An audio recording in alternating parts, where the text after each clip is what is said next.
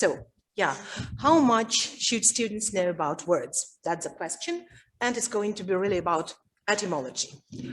Well, I'd like to start by asking a question, naive yet complicated. Okay. So, я включила его. Да, я сбоку его включила. Горит. Не работает. Okay.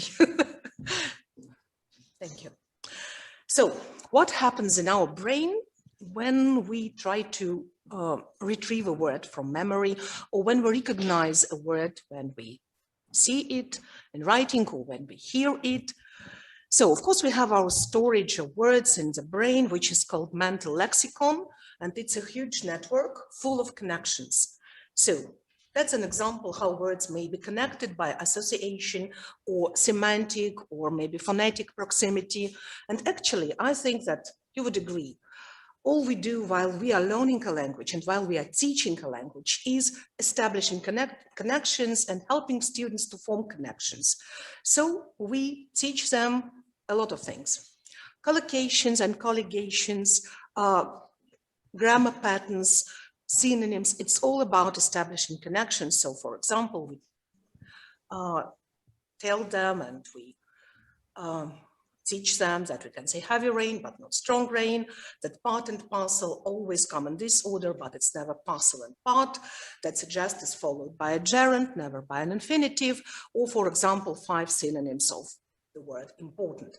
It's all important, so not to use the synonyms. However, so we ask them to do something like that, to draw mind maps, or this, match the words to their definitions, synonyms, or that, find the odd words out. But how often do we ask our students to do something like this? To draw spidergrams, which show words' morphological, etymological, and derivational roots. Like here, from the word sign, which we have some very close relatives and very distant ones like designate, assignment, or insignificant. I think that for most students, for many students, these are unrelated words that just happen to have SIGN in the middle for some reason, no explanation. So should we ask them to find explanations? Should we help them? Should we offer some explanations to them? Well, I would like to get back to the concept of mental lexicon, which is a storage of words. There are different theories which explain how actually words are stored or arranged in our brain. There is no unanimous concept of that, but I like some theories. For example, those which say that we may store not individual words, but morphemes and affixes. So roots and affixes, plus some morphological rules which govern the combination of those affixes and roots in words. Or maybe we store words in clusters where there is the root in the middle and all its derivatives. There are experiments in which subjects are asked to recognize a word, actually to recognize a sequence of letters or a sequence of sounds when they look at the screen or just listen to something. And the time which is needed for word recognition is measured. And then the subjects are primed with words which may sound similarly, or in a similar way, or which just resemble actual words, familiar words. Sometimes they are primed with morphologically related words, like here when they are primed with, for example, happy, they recognize happiness or unhappy slightly faster, slightly sooner. That's obvious, no surprise here, because of course, everyone knows that happy and unhappy are related. But what is more astonishing is that, for example, even bound roots may be associated in native speakers' minds. Of course, no native speaker, unless they are linguists or etymologists, will connect words like permit, submit, admit, or omit. They just happen to have this mit element in them, which is actually from mittere in Latin, meaning to send. But when primed with submit, they can recognize admit slightly easier, slightly sooner, which may suggest that even such words, which we are not consciously aware of as being related, our brain perceives as somehow related.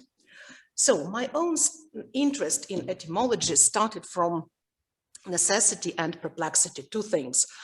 I've taught adults for a long time, many adults, professionals. So their backgrounds are far from linguistics or etymology or philology, but they are well-educated, well-read people, so I may rely on their background knowledge of things. And I know that very often they don't draw these connections. But in Russian, we always deal with words which are morphologically motivated. So we can see the relationship between the components and structural pattern of a word and its meaning. Like here, maybe we don't think about that, but if we give these words some thought, then we can say that преступление is, for example, stepping across, crossing the line, or поступок is stepping forward. So we recognize that. However, when we start learning a foreign language, our students, we ourselves as learners, and we are learners, of course, and we are, as teachers, know that our students find themselves in the dense forest of non-motivation, words which are not motivated. I've been asked about the meanings of words like total, cooperative, unthinkable, even revolution, believe me. So people look at that, what does it mean? Okay, I was shocked. Then I said to myself, okay, some people can't draw conclusions, can't draw those connections, but maybe they can be helped. Okay, there are students who do that perfectly well. For example, if they know something about physics, they may know that these are resistor, or if they are from the field of medicine, they have heard about resistentность, so for them resist is quite transparent. But even talented students may find it difficult to draw connections between discourage and обескуражить, though these words are etymologically and semantically close. And I'm sure that nobody can see the connection between courage, heart, and courage. So today, I just like to show you what I actually do in my classes, one-to-one classes with adults, professionals, as I said, and students, of course, too, and how I incorporate etymology, etymological research in my classes, which we do together with our students, or I guide them, of course. So it may have a lot of benefits. How can etymology help? That's what I actually want to prove today. So it illuminates the meaning, makes it transparent, relates new words to familiar ones. So they study groups of words, clusters of individual ones. It may explain polysemy, which is sometimes very puzzling words like charge or match. Why does it have slight different meanings? It may improve spelling in some cases. It can make students aware of some derivational patterns, and it reinforces connections with Russian language one or other languages if they know, especially, of course, if they learn or know languages based on Latin. And it's just fun. That's maybe the most important component, and I'd like you to believe me. I'll try to prove that. Okay. So we'll start with this example. Some students confuse these words. Of course, they are very different words like expect and accept, but they consist of same letters, just in a slightly different order. And they may misread them, misspell them, and that affects understanding, reading comprehension quite often. So what can we do? How to help them to differentiate the words? So we look at the first element, which is X, of course, and it's familiar, it's easy, like an ex-wife, ex-president, in words like exhale, extend, expire, and many, many others. And it means out, outside, from. Again, I think more or less it's clear to everyone. It's similar to Russian prefixes is, we. But what about pact in expect? It's actually spect, so S is missing, and this search for missing letters may be also very exciting.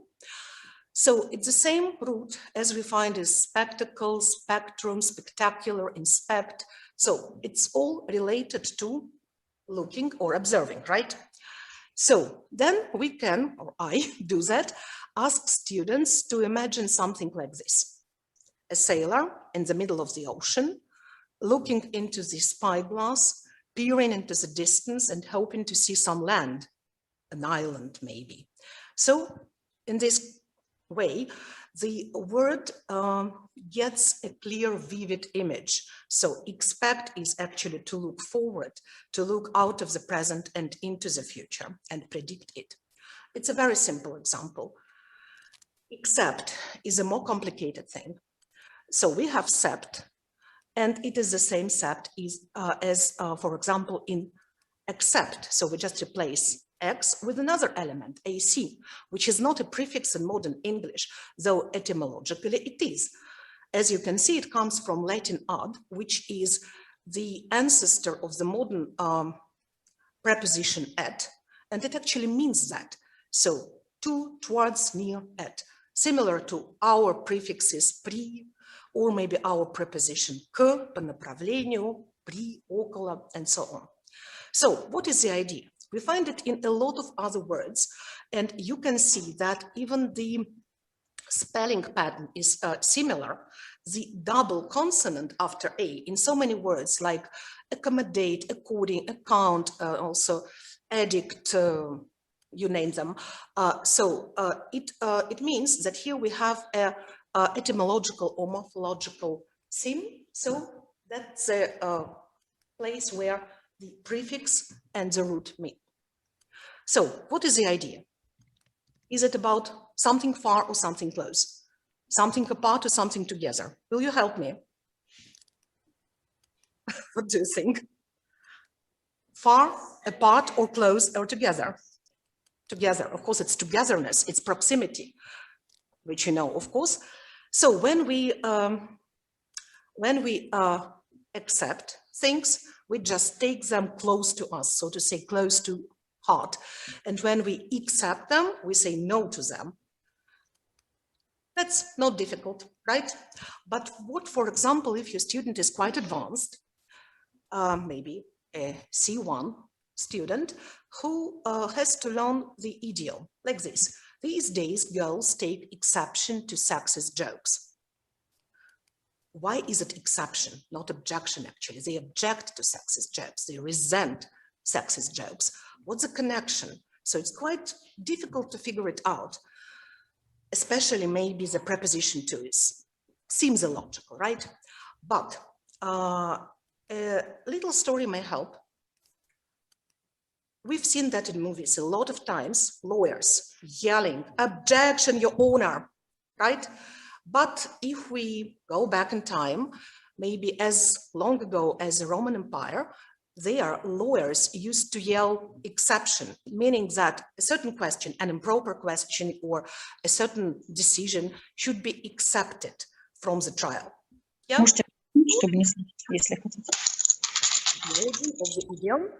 And again, it makes it just transparent and I think easier to remember, after which, of course, we need a lot of practice, a lot of examples. Yeah, that's obvious.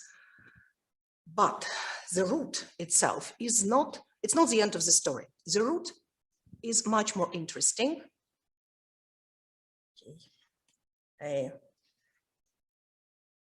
well, yeah. So we find it in a lot of words, in 4 words actually: reception, perception, conception, and deception, right? And of course, they have corresponding verbs: receive, perceive, conceive, and deceive. We can see the derivational pattern, yeah, which is also quite helpful. That comes from capere, which is to grasp or to take, yeah. That's why, yeah, we accept something, so something is accepted, it's taken out. When we accept, we take that in. The prefixes here are sometimes just intensifying prefixes, like per in perceive is through or completely. But if you compare that to the Russian vоспринимать, you will see something really very, very familiar. You will understand how the word is actually arranged, how it's made. Con is with, d is away or from. So if you are deceived, maybe something important is taken from you, trust or money. And re, which is back, of course, yeah, may originally have meant just take something back. The roots C-E-I-V-E are often mentioned when it comes to the famous mnemonic spelling rule, I after E, except after C, yeah, because actually we usually have IE in words like believe or friend, but not in these ones when they follow C. That may help students to grasp the different meanings of reception, which are so far from each other in all these contexts. So you can explain how one meaning may have led to the other. We may also remember the word receipt, which originally meant the act of receiving, and now it's a document which confirms that someone has received our money. Or deceit, which doesn't have P, of course, but again, it looks similar and is probably formed on the same pattern. Then imagine that some years later, in some years from now, when all the pandemic restrictions are lifted, we will travel. Our students will travel, they will go to Madrid, to the Museum of Prado, they will see the Immaculate Conception of Italian painter Giovanni Battista Tiepolo. They know conception, of course, everyone understands this word, so that's an idea, a theory, something that we have created in our mind, but they may wonder what it means here. So that brings us to the other meaning of conceive and conception, which is becoming pregnant. And we'll understand this, of course, and may think of this, right? It's beautiful. I just think it's absolutely astonishing and fascinating. Another story, another little journey. A student comes across the word negligence, doesn't recognize, doesn't know it, although the student already knows neglect or neglectful. So we talk about these words. We talk about negligent, negligence, and negligible. We even talk about what suffixes, how suffixes work. Like IBLE makes negligible, conveys the meaning of being so small, so important that it can be neglected, or negligent conveys the meaning of having this quality of neglecting things. But we may stop here. But then we can look at this photo, the picture, and I ask my student to describe the way the girl is dressed. What do you think we can see here? What is she wearing? Underwear. I wanted to find a modern photo of this underwear, but I couldn't just put it on the screen at the university, sorry, for the sake of decency. Originally, that type of underwear or that type of clothing looked like something in the second picture in the 18th century, and that's the word. Negligee, which exists in English and of course in Russian, négligé. As you know, what's the connection between negligee and negligence? They obviously sound similar, so there must be something behind. Yeah, that's from that French word, which means to neglect. And the original idea was that while ladies in the 18th century woke up in the morning and met their first visitors wearing those loose gowns, they were in negligee. So that comes from, that comes from the Latin verb negligere, which means literally not to pick up, not to collect, but then it developed the meaning of being careless, indifferent to something, careless in your clothes, and finally careless and indifferent to your duties. Okay, but even that is not enough. Look at that, a familiar picture, we all know it. What is the man wearing? In Russian, he's wearing halat. So what's negligence in Russian? Halatность. It's astonishing, I think, that the languages have developed the meaning from items of clothing independently, just following the same train of thought. Okay, another example. These words seem unrelated again, or the pictures seem unrelated, and the words behind them, like you can see aqueducts and viaducts, aqueduki, viaduki. I don't think that students know these words in English, but maybe. Inductors, which are devices for generating electricity, so to say. I'm not sure myself what exactly inductors do, but it has something to do with electricity. May I remember the title of late Prince Philip, Duke of Edinburgh? And do you know this guy? Duce, which gives us this. The element D-U-C-T, D-U-C-E, from Latin ducere, which is to lead. And why are they called like that? Because they all lead. That may even explain the great mystery of conductors. Why such different things are called conductors? They all lead something, or they enable electricity to travel. They are materials which lead electricity. Okay, spelling. Conscience, a complicated word, a difficult, a tricky one. For many students, I think, yeah, even B1 students struggle, even B2 students sometimes struggle with the spelling. What if you break it down into con and science?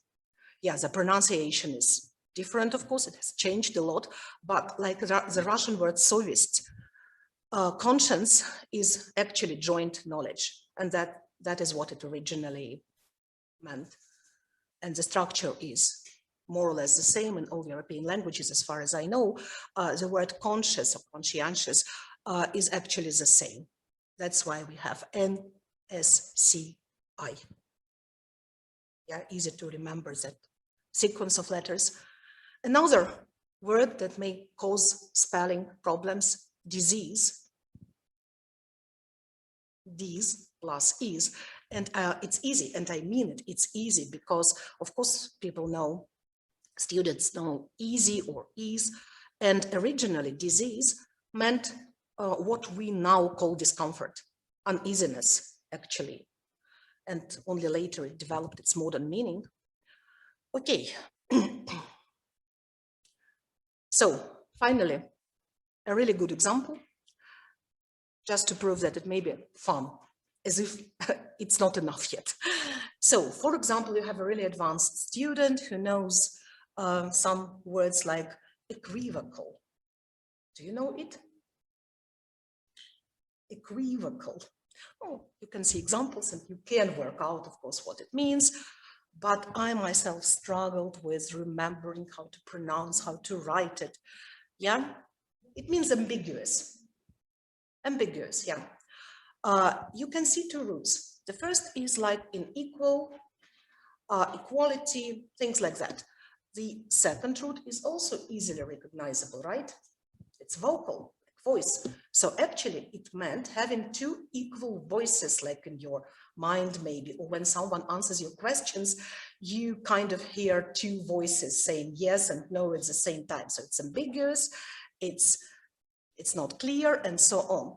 We have a Russian word of the same origin. Yes, and I already see someone saying that. Can't hear, but can. Yes, ekivoki. So same word, of course, borrowed by Russian into from French, but again another hook on which we can just hang the word equivocal. Well, that's about it. I've showed just some approaches to what can be done with etymology in the classroom. We may just tell our students about some things, and that's like mnemonic techniques, which I think work much better than some, I don't know, other mnemonics, which I absolutely hate. Or, which is much better, of course, we can encourage them to go into depth, to do their research, to come up with ideas, to draw their own connections. And besides, it provides with a lot of opportunities to discuss things. So that's speaking practice, that's spelling, that's vocabulary. I can just say that if you decide to set off on this etymological journey with your students, then good luck. That's it. Thank you. I think I'm not sure about my timing. Okay, yeah, oh, just exactly. It's 2 o'clock. Okay, thank you. The timing wasn't perfect, of course. Wasn't. Wasn't. We started. We did we, later. Did we? Okay. Okay. Sorry. I just have one question. Okay. How do you manage to make such wonderful discoveries? Because the presentation was really amazing. Thank you very much. I started reading books on etymology. The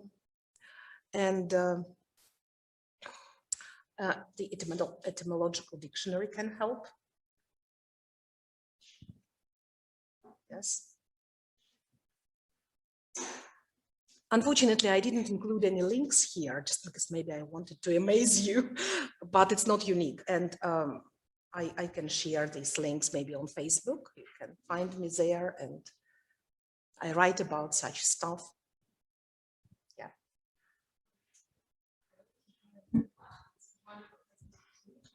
Thank you. I wonder what level students are the most receptive to this kind of discoveries, this kind of journeys. What's your experience? I think that all levels are receptive, but they need a different amount of guidance and help, of course.